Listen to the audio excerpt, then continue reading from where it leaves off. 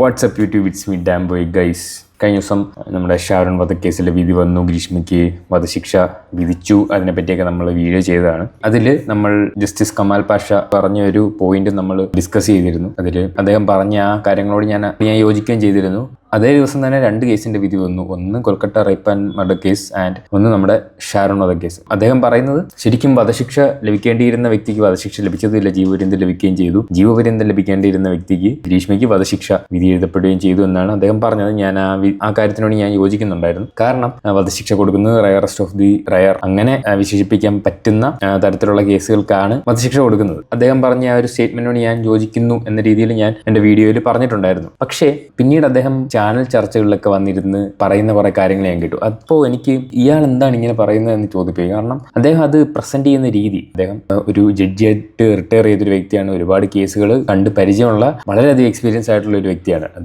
അദ്ദേഹം പറയുന്നത് ഈ ജഡ്ജ്മെന്റ് ആളുകളുടെ വികാരത്താൽ ഇൻഫ്ലുവൻസ് ആയിട്ടുണ്ട് എന്ന രീതിയിലാണ് അദ്ദേഹം പറഞ്ഞത്. ആൻഡ് അദ്ദേഹം ആ പറയുന്ന രീതി, ഈ മരിച്ച ഷാരോണിനോട് യാതൊരുവിധ ഒരു റെസ്പെക്ട്, അങ്ങനെ ഒരു അതിന്റെ ലെവലേശം ഇല്ലാതെ അദ്ദേഹത്തിന് അറിയാത്ത കാര്യങ്ങൾ പോലും ഷാരോണിനെതിരെ പറയുന്നതായിട്ട് എനിക്ക് ആ ചർച്ചകളിലൊക്കെ കേൾക്കാൻ സാധിച്ചു. എന്തായാലും നമുക്ക് അദ്ദേഹം സംസാരിച്ച കാര്യങ്ങളൊന്ന് കണ്ടുനോക്കാം. അതായത് നമ്മുടെ വധശിക്ഷയ്ക്ക് വിധിക്കേണ്ട കേസുകൾ എന്ന് പറഞ്ഞാൽ ഏതൊക്കെ ആയിരിക്കണമെന്നും എങ്ങനെ ആയിരിക്കണമെന്നും നമ്മുടെ ബഹുമാനപ്പെട്ട സുപ്രീം കോടതിയുടെ ഒരു വളരെ വിഖ്യാതമായ ഒരു വിധിയുണ്ട്. ബച്ചൻ സിംഗ് കേസിൽ ഭരണഘടനാ ബെഞ്ചിന്റെ വിധിയാണ്.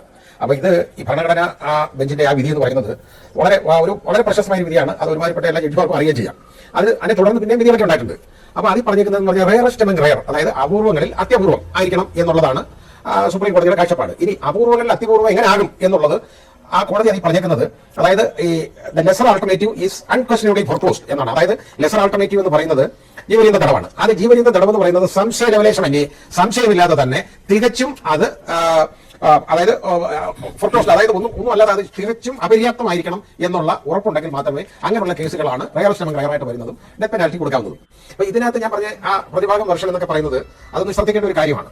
അപ്പൊ അതായത് നമ്മുടെ ഈ പബ്ലിക് ഔട്ട്ക്രൈ, സമൂഹത്തിന് എന്താ ആവശ്യമുണ്ടെന്നുള്ളതൊന്നും അല്ല ഒരു കൊലക്കേസിനകത്ത് ഒരാളെ ശിക്ഷിക്കുമ്പോൾ ശ്രദ്ധിക്കേണ്ട കാര്യം. സമൂഹത്തിന് അത് ഒരു മെസ്സേജ് കൊടുക്കുക എന്നുള്ളതും അല്ല അതിന്റെ ഉദ്ദേശം. ആ ഓരോ പർട്ടിക്കുലർ കേസിന്റെ ഫാക്ട്സും സർക്കംസ്റ്റാൻസും എടുക്കണം. CRPC-യിലെ ആ അമെന്റ്മെന്റ് അനുസരിച്ച് യഥാർത്ഥത്തിൽ അതിലെ സ്പെഷ്യൽ ഫാക്ട്സ് വേണം എന്നുള്ളതാണ് ഡെത്ത് പെനാൽറ്റി കൊടുക്കണമെങ്കിൽ. Special facts. അപ്പൊ ഇതിനകത്ത് എന്താ സ്പെഷ്യൽ ഫാക്ട്സ് നമുക്ക് പറയാം. ഇതൊരു പ്രീ മെഡിറ്റേറ്റഡ്, അതായത് നേരത്തെ ഉറപ്പിച്ച ഒരു കൊലപാതകമാണെന്ന് പറഞ്ഞു.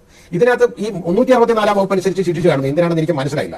അത് അബ്ഡക്ട് ചെയ്ത് കൊല്ലാനായിട്ട് അബ്ഡക്ട് ചെയ്തുകൊണ്ട് പോകും. ആരെ അബ്ഡക്ട് ചെയ്തെന്നുള്ളത് എനിക്ക് അറിയാൻ വയ്യ. ഇതിനകത്ത് തട്ടിക്കൊണ്ട് പോകലുണ്ടെന്ന് ഞാൻ കാണുന്നില്ല, എനിക്ക് മനസ്സിലായിട്ടില്ല. പിന്നെ ഇതിനകത്ത് ഈ 302 ഇത് ജീവപര്യന്തം കൊടുക്കാതെ ഡെത്ത് പെനാൽറ്റി കോടതി കൊടുക്കാൻ തയ്യാറായി. അപ്പൊ അതിന്റെ സ്പെഷ്യൽ ഫാക്ട്സ് എന്ന് പറഞ്ഞാൽ അത് പ്രേമമായിരുന്നു, പ്രേമം വഞ്ചിച്ചുള്ള കൊലപാതകം എന്നൊക്കെയാണ്. ഇത് യഥാർത്ഥത്തിലെ അതിന്റെ വർഷനോടൊന്നും നമ്മളത് കേൾക്കണ്ടേ. അത് ആ കോടതി തന്നെ ഹാജരാക്കിയേക്കുന്ന, പ്രോസിക്യൂഷൻ ഹാജരാക്കിയേക്കുന്ന ഒരു മജിസ്ട്രേറ്റിന്റെ നടപടിക്രമമുണ്ട്. അതായത് ഈ പെൺകുട്ടി കസ്റ്റഡിയിൽ ഇരിക്കുമ്പോൾ ലൈസോളോ എന്നാണ് പറയുന്ന ഒരു സാധനം ഈ തല വൃത്തിയാക്കാനുള്ളതാണ്. അതെടുത്ത് കുടിച്ചു, ആത്മഹത്യ ചെയ്യാനായിട്ടാണ് അതെടുത്ത് കുടിച്ച് വെപ്രളമായി കഴിഞ്ഞപ്പോൾ അതിനെ ആശുപത്രി കൊണ്ടുപോയി. അപ്പൊ ഇത് മരിച്ചു എന്നുള്ള ഒരു ധാരണയിൽ ഇതിന്റെ മൊഴി എടുക്കാനായിട്ട് മജിസ്ട്രേറ്റിൽ കൊണ്ടുവന്നു. അപ്പൊ ആ മജിസ്ട്രേറ്റിന്റെ അടുത്ത് കുറെ കാര്യങ്ങൾ ആ കുട്ടി പറഞ്ഞിട്ടുണ്ട് കേട്ടോ. അത് മജിസ്ട്രേറ്റ് റെക്കോർഡ് ചെയ്തിട്ടുണ്ട്. ആ റെക്കോർഡ് ചെയ്തത് പ്രോസിക്യൂഷൻ ഒരു ഡോക്യുമെന്റ് ആയിട്ട് കോടതി ആരാക്കി ഈ കേസിനകത്ത്. അപ്പൊ അത് ഞാൻ മനസ്സിലാക്കിയിട്ടുണ്ട്. അതുകൊണ്ട് ഞാൻ പറഞ്ഞു അതിനകത്ത് അത് കുറെ കാര്യങ്ങൾ പറഞ്ഞു. കാരണം ഇത് ഇങ്ങനെ ഇയാളുമായിട്ട് ഒരു ബന്ധമുണ്ടായി, പക്ഷേ ഇയാളെ കൊണ്ട് ശല്യമായി, വളരെ അതിന്റെ ഫോട്ടോ എടുത്ത് കീപ്പ് ചെയ്തു, അതുപോലെ തന്നെ വീഡിയോ ഒക്കെ എടുത്തു. ആ വിറ്റുകളൊക്കെ വെച്ചുകൊണ്ട് ഇതിനെ ഭീഷണിയായി. അവസാനം ഇതിന് ആദ്യം ഒരു തവണ പോയി ഒരു അബദ്ധം പറ്റിപ്പോയതാണ്, പിന്നെ നിവർത്തിയില്ല, അതിന് വേറെ മാർഗ്ഗമില്ല. ആ രീതിയിൽ അതിന്റെ കല്യാണങ്ങൾ വന്നാൽ കേൾക്കാൻ മുടക്കും. ഇതിന് ഈ കുട്ടിക്ക് ഇയാളെ വേണ്ടെങ്കിൽ ഇയാൾക്ക് പോയാൽ പോരെ, ഇതിനെ തന്നെ കെട്ടി വെക്കുന്നു പറഞ്ഞിട്ട് പോയി നടക്കുന്ന കാര്യത്തിലുണ്ടോ, വേറെ പെണ്ണുങ്ങൾ എടുത്തില്ല അയാൾക്ക്. അപ്പൊ അതൊന്നും ഇല്ലാതെ ഇതിനെ കോർണർ ചെയ്തു. അവസാനം നിവർത്തിയില്ല, ഇതിനെ ശാരീരികമായി ഉപദ്രവിക്കുന്ന സ്റ്റേജ് പോലായി. എനിക്ക് കിട്ടാത്തത് വേറെ ആൾക്ക് കിട്ടണ്ട എന്നുള്ള വർത്തമാനമായി. അങ്ങനെ ഉണ്ടായപ്പോൾ ആണ് ഈ സംഭവം ഉണ്ടായെന്ന് പറഞ്ഞു.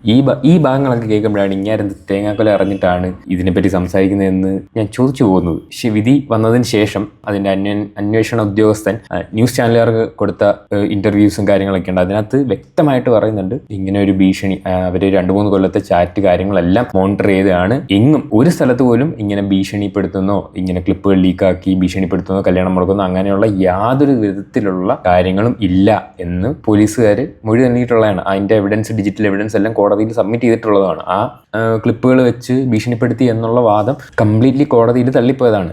ഇയാളിത് എന്തറിഞ്ഞിട്ടാണ് അത് അങ്ങനെ പറഞ്ഞതെന്ന് എനിക്ക് മനസ്സിലാവുന്നില്ല. പിന്നെ നമ്മൾ ഷാരോണിന്റെ അനിയന്റെ ഒക്കെ ഇന്റർവ്യൂ കാര്യങ്ങളൊക്കെ കണ്ടാണ്. അതിനകത്ത് അവർ പറയുന്നുണ്ട് ഈ കല്യാണം ഉറപ്പിച്ചു, അവരുടെ ഗ്രീഷ്മയുടെ കല്യാണം ഉറപ്പിച്ച സമയത്ത് ഷാരോൺ പിന്മാറാൻ നോക്കിയതാണ്. പക്ഷേ ഇവള് തന്നെയാണ് നിർബന്ധിച്ച് പറ്റില്ല എന്നൊക്കെ പറഞ്ഞ് നിർബന്ധിച്ച് കല്യാണമൊക്കെ കഴിപ്പിച്ച് ഇറങ്ങി വരാം എന്നൊക്കെ പറഞ്ഞ് ബന്ധം മുന്നോട്ട് കൊണ്ടുപോയതെന്ന് തെളിഞ്ഞിട്ടുള്ള കാര്യമാണ്. പിന്നെ ഇയാൾ എന്തറിഞ്ഞിട്ടാണ് ഈ ഷാരോൺ പുറകെ നടന്ന് ശല്യപ്പെടുത്തി, കല്യാണം മുടക്കി, ഇത് വെച്ച് ഭീഷണിപ്പെടുത്തി എന്നൊക്കെ എന്ത് തേങ്ങ അറിഞ്ഞിട്ടാണ് ഇങ്ങനെ പറയുന്നത്? ഇയാളൊരു ജഡ്ജിയൊക്കെ അല്ലേ, പ്രോപ്പറായിട്ട് എവിഡൻസ് ഒന്നും ഇല്ലാതെ ഇങ്ങനെ വെറുതെ വായി തോന്നി വിളിച്ചു പറഞ്ഞാൽ മതിയോ? കോടതി പറഞ്ഞു. അപ്പോൾ ഒരു കൺഫെഷനിലേക്ക് വന്നപ്പോൾ കോടതി പറഞ്ഞു, നിങ്ങൾ ഇനി അധികം ഇതൊക്കെ പറഞ്ഞു കഴിഞ്ഞാൽ ആലോചിച്ച് പറഞ്ഞാൽ മതി, നിങ്ങളിത് പറയുന്നത് കുറ്റസമ്മത മൊഴിയായിട്ട് മാറും, അത് നിങ്ങൾക്കെതിരെ തെളിവായിട്ട് ഉപയോഗിക്കപ്പെടും എന്നുള്ള വാണിംഗ് അത് മജിസ്ട്രേറ്റ് കൊടുക്കണം, ഇങ്ങനെ കൺഫെഷൻ റെക്കോർഡ് ചെയ്യുന്നതിന് മുമ്പ്.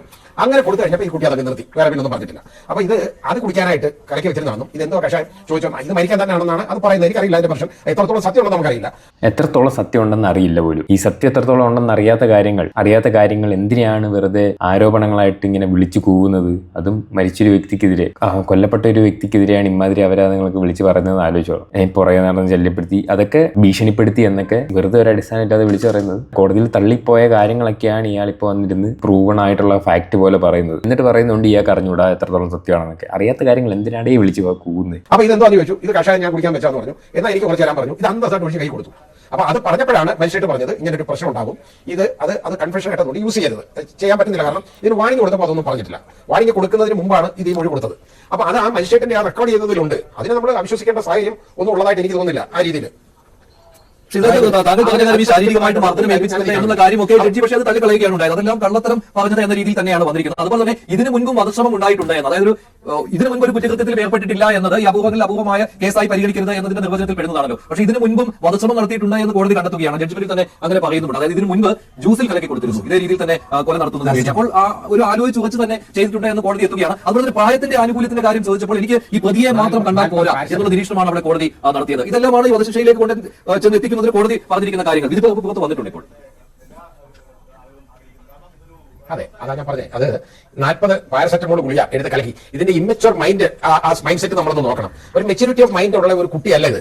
അത് 22 വയസ്സിൽ ചെയ്ത പണിയാണ് ഈ പറയുന്നത്. 22 വയസ്സായ ഒരു കുട്ടിക്ക് രോഗപരിയൊന്നുമില്ല, പഠിക്കാൻ പഠിക്കുകയാണ്. അതായത് മദ്രാസ് യൂണിവേഴ്സിറ്റിയിൽ നിന്ന് 90% മാർക്കോട് കൂടി PG ഇംഗ്ലീഷ് ലിറ്ററേച്ചറിന്റെ MA പാസ്സായ കുട്ടിയാണ്. ഇപ്പൊ തൊട്ട് കേൾക്കുന്നതാണ് പഠിക്കാൻ പഠിക്കുകയാണ്.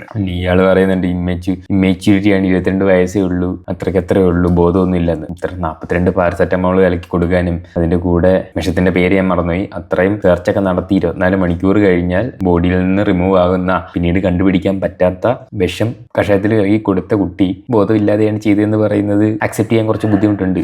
അപ്പൊ അതേ അറിയാവുള്ളൂ. അതിന് രോഗപരിയൊന്നുള്ളതല്ല. അല്ലെങ്കിൽ ആരെങ്കിലും വീട്ടിൽ വെച്ച് വരുത്തി ഒരുത്തൻ വിഷം ഒഴിച്ചു കൊടുക്കും. കാരണം ഇത് മൈൻഡ് അങ്ങനെയാണ് സാർ, മൈൻഡ് അങ്ങനെയാണ്. കൊലപാതകം നടക്കുന്നതിന് മടിയില്ല. അതാണ് കോടതി അടുത്തതായി നിരീക്ഷിച്ചിട്ടുള്ളത്. അത് കൃത്യമായിട്ട് പറയുന്നുമുണ്ട്. അത് സമൂഹത്തിലേക്ക് ഇറങ്ങിക്കഴിഞ്ഞാൽ ഇനിയും ഇങ്ങനെ ഒരു പ്രവൃത്തി ചെയ്തുകൂടാ എന്നില്ല എന്ന്, അതായത് മാനസാന്തരത്തിനുള്ള സാധ്യത ഇല്ല എന്നാണ് കോടതിയുടെ നിരീക്ഷണം വന്നിരിക്കുന്നത്. കാണുന്നവരെല്ലാം വിഷം ഒഴിച്ചു കൊടുക്കും. ഞാൻ പറയുന്നത് സമൂഹത്തിൽ ഇറങ്ങിയ ഇത് കാണുന്നവർക്കെല്ലാം വിഷം ഒഴിച്ചു കൊടുക്കും. അപ്പൊ ഈ വീട്ടിൽ പോയത് പ്രാർത്ഥിക്കാനൊന്നുമല്ലോ, അത് നമ്മൾ ചിന്തിക്കണം. അപ്പൊ ഇങ്ങനെ ഒരു സംഭവം ഈ കുട്ടിക്ക് ഇയാളെ ഒഴിവാക്കണം, ഇവൻ പോകത്തില്ല. ഇത് വലിയ ശല്യമായി കഴിഞ്ഞപ്പോൾ ഇതങ്ങ് ചെയ്തതാണ്, ഇതാണ് കാര്യം. അത് നമുക്ക് മനസ്സിലാവും. വീട്ടിൽ പ്രാർത്ഥിക്കാനൊന്നും അല്ലല്ലോ പോയെന്നൊക്കെ ഇവള് വിളിച്ചു വരുത്തിയതാണ്. ഇയാൾക്ക് ഇതിന്റെ കേസിന്റെ കാര്യങ്ങളെ പറ്റി ഒന്നും യാതൊരു ധാരണ ഇല്ലെന്നൊക്കെയാണ് ഇത് കേട്ടിട്ട് എനിക്ക് തോന്നുന്നത്. ഇവള് വിളിച്ചു വരുത്തിയാണ്, വണ്ടിയില്ല എന്ന് പറഞ്ഞിട്ടും ആരുടെങ്കിലും വണ്ടി എടുത്ത് വാ എന്ന് പറഞ്ഞ് വിളിച്ചു വരുത്തി സാധനം കൊടുത്തതാണ്. എന്നിട്ടാണ് ഇങ്ങാര് പറയുന്നത് ഇവൻ പ്രാർത്ഥിക്കാനൊന്നും പോയതല്ലല്ലോ, ഇവക്ക് അവനെ ഒഴിവാക്കണമെന്ന്. ഒഴിവാക്കാനാണെങ്കിൽ എന്തിനാണ് അവള് വീണ്ടും അങ്ങോട്ട് വിളിച്ചു വരുത്തുന്നത്? ഒഴിവാക്കാനാണെങ്കിൽ അത് പറഞ്ഞ് ഒഴിവാക്കിയാൽ പോരെ. ഇവള് തന്നെയാണ് പിടിച്ചു നിർത്തുന്നത്, കല്യാണം കഴിപ്പിക്കുന്നത്, ഇറങ്ങി വരാന്ന് പറയുന്നത്, വീട്ടിലേക്ക് വിളിച്ചു വരുത്തുന്നത്. എന്നിട്ടിപ്പോ കുറ്റം മൊത്തം മരിച്ച ആളുടെ ആണെന്നാണ് പാഷ സാർ പറഞ്ഞു വരുന്നത്. അപ്പൊ അത് ഞാൻ പറഞ്ഞില്ല, ഇമ്മച്വർ മൈൻഡിന്റെ ഒരു ക്രൈമാണത്. കാരണം ഇത് നല്ല രീതിയിൽ ഇത് ആലോചിച്ച് ചെയ്യാനുള്ള സാവകാശം ഒന്നും ഇല്ല. അവസാനം ഇതൊക്കെ നോക്കി ആദ്യം പാരസെറ്റമോൾ എടുത്ത് കൊടുത്തു. പാരസെറ്റമോൾ കഴിച്ചാൽ ആരെങ്കിലും മരിക്കുമോ? ഇല്ല, അത് അതിനറിയില്ല. പാരസെറ്റമോൾ കഴിച്ചാൽ ആൾ മരിക്കില്ലേ? ഇത്രയൊക്കെ പാരസെറ്റമോൾ ഒരുമിച്ച് കഴിച്ചു കഴിഞ്ഞാൽ തട്ടിപ്പോവില്ലേ? കൊടുത്തു. അത് കഴിഞ്ഞപ്പോഴാണ് ഈ കീടനാശിനി പ്രയോഗം വന്നത്. ഇതും കഴിഞ്ഞിട്ട് ഈ കുട്ടി തന്നെ ആത്മഹത്യ ചെയ്യാനാണ് ഈ ലൈസോൺ എടുത്ത് കുടിച്ചത്. അപ്പൊ ഞാൻ പറഞ്ഞില്ല, ഇതിന്റെ ആ മെച്യൂരിറ്റി ഓഫ് മൈൻഡ് ഇതിനില്ല. ഒരു ഇമ്മച്യൂർ മൈൻഡിന്റെ എല്ലാ ലക്ഷണങ്ങളും വെളിവാക്കുന്നുണ്ട്. ഈ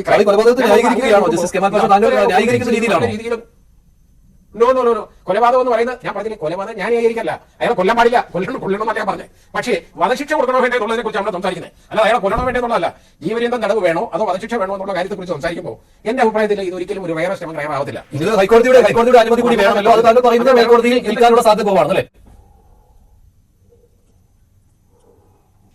അത് ഞാൻ ഇനി അതിനകത്ത് ഊഹിച്ച് പറയാൻ പാടില്ല. ഞാനൊരു ന്യായാധിപൻ എന്നുള്ള നിലയ്ക്ക് അങ്ങനെ ഒരു സ്പെക്കുലേഷൻ എനിക്ക് എടുക്കാൻ പാടില്ല. പക്ഷേ കോടതി പരിഗണിക്കേണ്ട വിഷയമാണ് അതൊക്കെ. അപ്പൊ ഇത് അപ്പീൽ കൊടുത്താലും കൊടുത്തില്ലെങ്കിലും കൺഫർമേഷൻ പ്രൊസീഡിംഗ്സ് 366 അനുസരിച്ചുള്ള പ്രൊസീഡിംഗ്സ് ഹൈക്കോടതി DR ആയിട്ട് എടുക്കും. ആ DR ഒരു ഡിവിഷൻ വെച്ച് പരിഗണിക്കുമ്പോൾ ഇത് ഒരു അപ്പീലിൽ പരിഗണിക്കേണ്ട എല്ലാ കാര്യങ്ങളും അതിനകത്ത് കോടതി പരിഗണിക്കുമ്പോൾ എനിക്ക് തോന്നുന്നില്ല, എനിക്കറിയത്തില്ല, ഇനി ഞാനാണെങ്കിൽ ഇത് കൊടുക്കുക ഡെത്ത് പെനാൽറ്റി ഉള്ള കാര്യം ഞാൻ പറയാറില്ല. ഞാൻ ഒരുപാട് കേസ് കൊടുത്തുള്ളതാണ്. പക്ഷേ ഇതിനകത്ത് കൊടുക്കാനുള്ള ഒരു സാഹചര്യം ഞാൻ കാണുന്നില്ല. അതുകൊണ്ട് ഞാൻ പറഞ്ഞാണ്. ഒരുപാട് വധശിക്ഷകളൊക്കെ സൈൻ ചെയ്തിട്ടുള്ള വ്യക്തിയാണ്. ഈ കേസ് ഹൈക്കോടതിയിൽ പോയി കഴിഞ്ഞാൽ കമൽ പാഷ സാർ ആണെങ്കിൽ അദ്ദേഹം ഡെത്ത് പെനാൽറ്റി കൊടുക്കില്ല എന്നാണ് പറഞ്ഞു വെച്ചിരിക്കുന്നത്. ഞാൻ ചെയ്യുന്നത് മിറ്റിഗേറ്റിംഗ് സർക്കംസ്റ്റാൻസ് ഉണ്ടോ എന്ന് നോക്കണം. കാരണം ഈ ഞാൻ പറഞ്ഞില്ലേ, ഒരാളുടെ ഒരു പ്രത്യേക കോർണറിലേക്ക് തള്ളിക്കൊണ്ടുപോയി, വേറെ മാർഗ്ഗമൊന്നുമില്ല. പിന്നെ അതെന്തുകൊണ്ട് പോലീസ് റിപ്പോർട്ട് ചെയ്യുമെന്ന് ചോദിച്ചാൽ അന്നേരം ഇയാൾ ഈ വീഡിയോ എടുത്ത് പുറത്തിടും. ഈ കുട്ടിക്ക് പിന്നെ ജീവിച്ചിരിക്കാൻ പറ്റുമോ? വലിയ പ്രശ്നമുണ്ടതിന്. നമ്മൾ അതൊന്ന് ചിന്തിക്കേണ്ടതാണ്. അല്ലാതെ ഞാൻ ഇതിനകത്ത് ന്യായീകരിച്ചൊന്നുമല്ല. ഈ കൊലപാതകം നടത്തിയത് നല്ലതാണെന്ന് ഞാൻ പറഞ്ഞതല്ല. അത് പ്രീ മെഡിറ്റേറ്റഡ് ആണ്, പ്രീ പ്ലാൻഡ് ആണ് എന്ന് തന്നെയാണ് ഇനി ഞാൻ കാണുന്നത്. പക്ഷേ അതുകൊണ്ട് മാത്രം ഒരു കേസ് ഒരിക്കലും റെയറസ്റ്റ് എമംഗ് റെയറുമില്ല. ഒരുപാട് പാരാമീറ്റേഴ്സ് ഉണ്ട്, നോക്കണം. ആ നോക്കാനുള്ളതൊക്കെ ഇതിൽ നോക്കിയിട്ടുണ്ടോ എന്ന് ചോദിച്ചു കഴിഞ്ഞാൽ എനിക്കത് ഇല്ലെന്നാണ് എൻ്റെ അഭിപ്രായം. ഞാൻ എൻ്റെ അഭിപ്രായം പറയുന്നത്, ഇത് പറയുമ്പോൾ ഇതിനെ എതിർക്കുന്ന ഒരുപാട് പേര് കാണും. I don't care. കാരണം ഇത് ഞാൻ നിയമം, എനിക്കറിയാവുന്ന നിയമമാണ് ഞാൻ പറയുന്നത്. അപ്പോൾ ഇത് നിയമത്തിനൊക്കെ പറയട്ടെ എങ്ങനെയാണെന്ന് നമുക്ക് കേൾക്കാമല്ലോ. അപ്പോൾ ഇത് നമുക്ക് നോക്കുമ്പോൾ ഇതിനകത്ത് പെട്ടെന്ന് തോന്നും, ആളുകൾ ഇമ്പൾസീവായിട്ട് അങ്ങ് പ്രതികരിക്കും. അവൾക്കിത് തന്നെ കിട്ടണം. അതെന്താ കാര്യം? അവൾ, അത് നമ്മൾ നോക്കണം. അവൾ ഇവിടെ ജെൻഡർ ഇക്വാളിറ്റി എന്ന് പറയുന്ന എന്തെങ്കിലും ഉണ്ടോ? എത്രയോ പെൺകുട്ടികൾ ഓരോരുത്തന്മാരുടെ കൈ കൊണ്ട് കൊല്ലപ്പെടുന്നു. ഒരുത്തൻ പാറ്റ്നായി പോയി തോക്ക് വാങ്ങിച്ചുകൊണ്ട് വന്ന ഒരു പെൺകുട്ടിയെ വെടിവെച്ച് കൊന്നു. നമ്മൾ കണ്ടാണ് ഒരു പ്രൊഫഷണൽ കോളേജിൽ. അതേപോലെ വേറൊരുത്തൻ കയറി വെട്ടിക്കൊന്നു. ഇതെന്താ? അവന് പ്രേമിക്കും, പക്ഷെ പെണ്ണിന് വേണ്ട, സമ്മതിക്കത്തില്ല, വിടത്തില്ല, പുറകെ നടന്ന് കൊല്ലും. ഒരെണ്ണത്തിന് പെട്രോൾ ഒഴിച്ച് കത്തിച്ചു, നമ്മൾ കണ്ട്.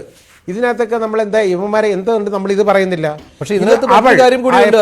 ജസ്റ്റിസ് കമാൽ പാഷ ഒരു പെൺകുട്ടി അതെ, അങ്ങനെയുള്ള കേസുകളിലെല്ലാം അതിന് കിട്ടാവുന്ന മാക്സിമം ശിക്ഷ തന്നെ കിട്ടണം എന്നാണ് എൻ്റെ അഭിപ്രായം. അങ്ങനെയുള്ള ഒരുപാട് കേസുകൾ നിലനിൽക്കുമ്പോൾ തന്നെ ഈ കേസിന് വധശിക്ഷ വിധിച്ചതാണ് പുള്ളി ഇങ്ങനെ ഒരു എതിർ അഭിപ്രായം ഉന്നയിച്ച് മുന്നോട്ട് വരാനുള്ള കാരണം. ശിക്ഷിക്കാൻ പാടില്ല എന്നില്ല. അത് മാത്രമല്ല, അതിനകത്ത് മറ്റൊരു കാര്യം എന്ന് പറയുന്നത്, ഇവർ തന്നെ ഇത് പുള്ളി ഷാരോൺ രാജുമായിട്ട് ബന്ധം സ്ഥാപിക്കുന്ന സമയത്ത് തന്നെ മറ്റു ബന്ധങ്ങളും ഉണ്ടായിരുന്നു എന്നാണ്. അപ്പോൾ അതും ഇപ്പോൾ ഈ വീഡിയോ കാണിച്ച് ഭീഷണിപ്പെടുത്തിയേനെ, ജീവിതം തകർത്തേനെ എന്ന് പറഞ്ഞുകൊണ്ട് ഒരു ഡിഫൻസ് തീർക്കുന്നതിൽ എന്താണ് അർത്ഥമുള്ളത്? ഒരു സ്ത്രീ എന്ന പരിഗണന കിട്ടാതെ ഇവർക്കെതിരെ ശിക്ഷ വിധിച്ചു എന്ന് പറയുന്നത് വേറെ ആളുകളുമായിട്ട് ബന്ധമുണ്ടെന്നൊക്കെ ഇത് ഈ പരസ്യമായിട്ട് കോടതിയിൽ വെച്ച പെൺകുട്ടി അവഹേളിച്ചായിട്ടൊക്കെ ഞാൻ മനസ്സിലാക്കിയിട്ടുണ്ട്. വല്ല കാര്യമുള്ളതാണോ? അതിന് ചിലപ്പോൾ അതിനെന്താ പെൺകുട്ടിക്ക് അതിനെന്താ ഒരുത്തനുമായിട്ട് ബന്ധമുണ്ടായി, അതിന് മറ്റ് വേറെ ബന്ധങ്ങൾ ഉണ്ടായിരുന്നൊക്കെ പറയുക എന്നൊക്കെ പറഞ്ഞാൽ നമുക്ക് എവിഡൻസ് ഇല്ലാതെ ഒരു പെൺകുട്ടിയെക്കുറിച്ച് അത് പറയരുത്. അതെന്നെ ക്രിമിനൽ കേസിൽ ശിക്ഷിച്ചു, അത് ശരിയാണ്. എവിഡൻസ് ഇല്ലാതെ ഒരു കാര്യം ഒരു കുട്ടിയെ കുറിച്ച് പറയരുത് പോലും. അപ്പോൾ ഇയാൾ കുറച്ച് മുന്നേ കാണിച്ചത് എന്താണ്? ഇങ്ങനെ കുറച്ച് മുന്നേ ഷാരോണിനെ പറ്റി എന്താണ് പറഞ്ഞത്?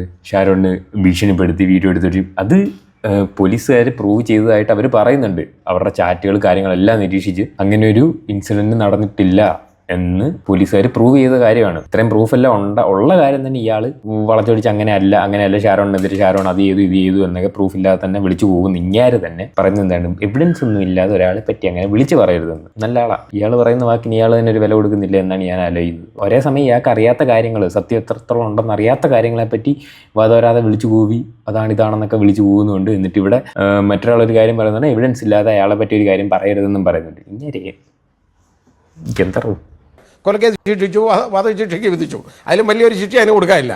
ഇനി അതിന്റെ പുറത്ത് ബാക്കി നമ്മളതിന്റെ ക്യാരക്ടർ അസാസിനേഷൻ നടത്തുന്നത് വെരി സോറി. അതാണ് എനിക്ക് അതൊക്കെ അതാ പറഞ്ഞ് ജഡ്ജ്മെന്റ് എഴുതി വെക്കാൻ പാടുണ്ടോ? ആലോചിക്കുകയാണ്. ഇത് ആലോചിക്കണ്ടേ? ഇതൊക്കെ ജഡ്ജ്മെന്റിൽ എഴുതി വെക്കാൻ പാടുള്ള കാര്യമാണോ? വേറെ ബാക്കി അവിടെ നടന്നേക്കുന്ന കാര്യങ്ങൾ ഒരുപാട് പേര് എൻ്റെ അടുത്ത് വിളിച്ച് പറഞ്ഞു. ഞാനൊന്നും പറയുന്നില്ല അതിനെക്കുറിച്ച്. അത് ബാക്കി എന്താണെന്ന് ഞാൻ പറയുന്നില്ല. അത് ഇവിടെ ഒരുപാട് പത്രക്കാരും ഒക്കെ വന്നു, അവർക്ക് അവിടെ ഉണ്ടായിരുന്ന ആളുകൾ എൻ്റെ അടുത്ത് ഓരോ കാര്യങ്ങൾ പറഞ്ഞു. ഞാൻ പറഞ്ഞു കേട്ടതാണ്, ഞാൻ കണ്ടില്ല.